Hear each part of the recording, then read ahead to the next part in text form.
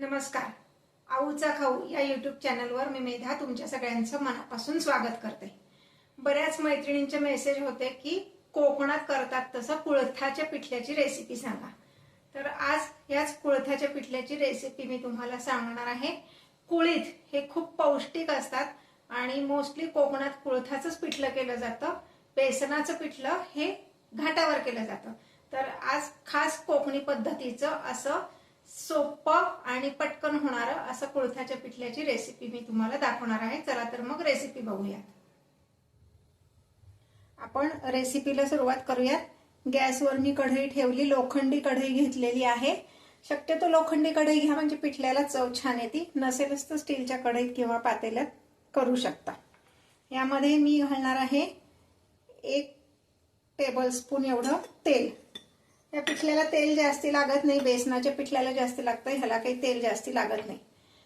कोकणामध्ये हमखास केला जाणारा असा पदार्थ कुळथाचं पिठलं किंवा काही जण ह्याला पिठी असं पण म्हणतात.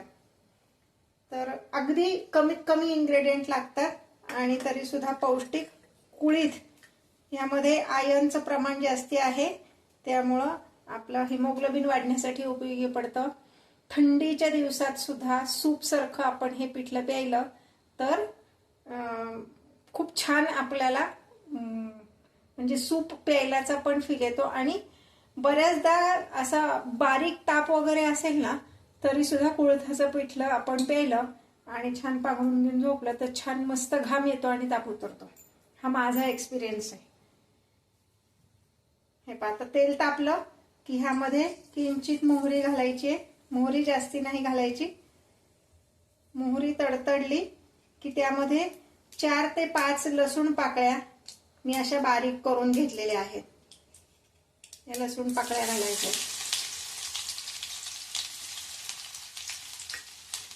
या छान अशा लाल होऊन द्यायच्या म्हणजे पिठलं छान खमंग होतं. आणि हे पिठलं फार घट्ट करायचं नसतं, थोडंसं पातळ आमटीसारखं पातळच करायचं असतं. त्यामुळे ह्याला पीठ पण खूप कमी लागतं.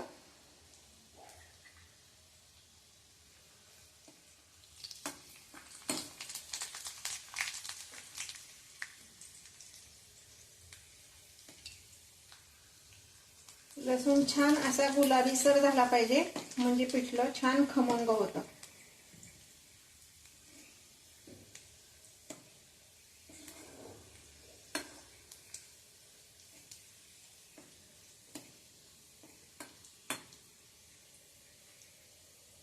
लसूण छान गुलाबी सर झालेला आहे. थोडासा हिंग घालणार आहे आपण, 1 पाव चमचा, आणि पाव चमचा हळद घालायची. आणि आता ह्यामध्ये मी पाणी घालणार आहे. पाणी किती घातलंय ते सांगते मी तुम्हाला.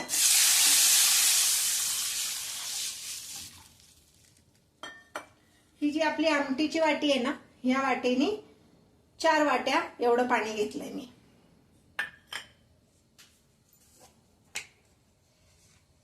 यामध्ये घालणार आहोत 1 चमचा मीठ,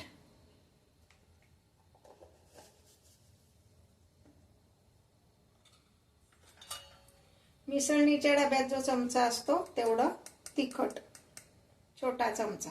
तिखट तुमच्या आवडीनुसार तुम्ही कमी जास्त करू शकता, पण फार तिखट नाही करायचं म्हणजे मग हे नुसतं सुद्धा आपल्याला पिता येतं.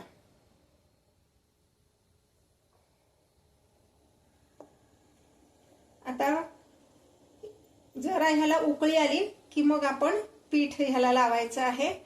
पीठ वरनं असं पेरायचंय त्याच्यावर, म्हणजे असं पाण्यात वगैरे कालवून नाही घालायचं. पीठ असं पेरायचंय त्याच्यावर हाताने. आता मी हे रेडीमेड पीठ वापरते, पण कुळथाचं पीठ कसं करायचं सांगते. कुळीथ छान स्वच्छ निवडून घ्यायचे आणि मंद गॅसवर ते भाजायचे. आणि भाजलं की त्यामध्ये थोडेसे धने जिरे घालायचे आणि तुम्ही मिक्सरला सुद्धा त्याचं पीठ करू शकता किंवा बाहेरनं गिरणीतनं पण दळून आणू शकता. भाजून घेतले की ते पचायला पण हलके होतात आणि अगदी स्मूथ असं त्याचं पीठ होतं. नाही तर थोडंसं भरड येतं, म्हणून भाजून घ्यायचे. आणि टिकतं पण, भाजून घेतलं कुळीथ की पीठ टिकतं पण छान.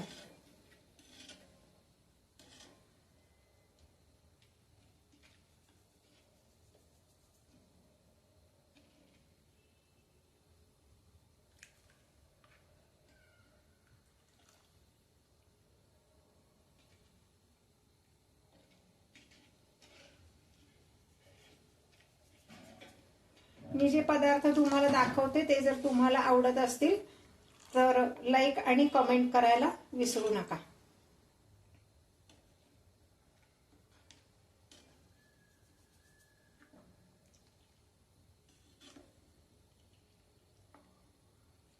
सतत हलवत याला पीठ लावायचे. गुठळ्या होऊन द्यायच्या नाहीत, त्यात गुठळ्या चांगल्या लागत नाही.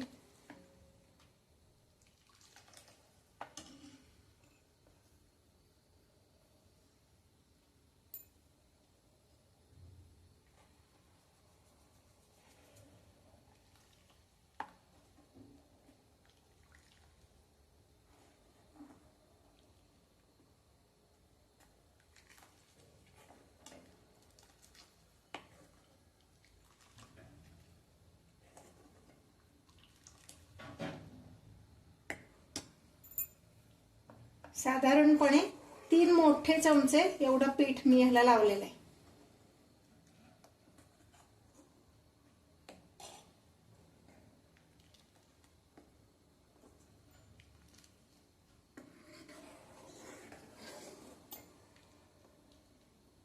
छान उकळी आणायचे. पीठ लावून झालं की त्यामध्ये 2 आमसुलं घालणार आहे आणि थोडीशी कोथिंबीर. मस्त असा खमंग वास येतो. एक उकळी आली की आपलं कुळथाचं पिठलं तयार आहे.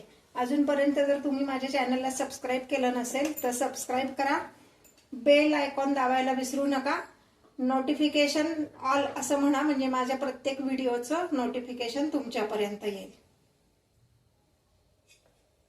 हे पास छान खळखळ उकळून द्यायचं 1-5 मिनिटं, म्हणजे मग ते पीठ सगळं व्यवस्थित शिजतं. हे पहा, हे आपलं कुळथाचं पिठलं तयार आहे. गरम गरम भात किंवा तांदुळाच्या भाकरी बरोबर हे खूप छान लागतं. हे पिठलं शिळं पण छान लागतं.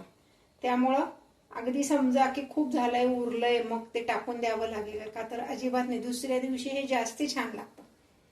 कोकणात बऱ्याचदा काय करतात, सकाळी नाश्त्याला गरम गरम भात आणि हे कुळथाचं पिठलं किंवा पिठी म्हणतात ते, असं एकदा नाश्ता केला की भरपेट नाश्ता होतो. तुम्हाला रात्रीच्या जेवणात, सकाळच्या जेवणात कधीही तुम्ही करू शकता. हे पहा, हे आपलं पिठलं तयार आहे. आता हे आपण भाकरी बरोबर सर्व करणार आहोत.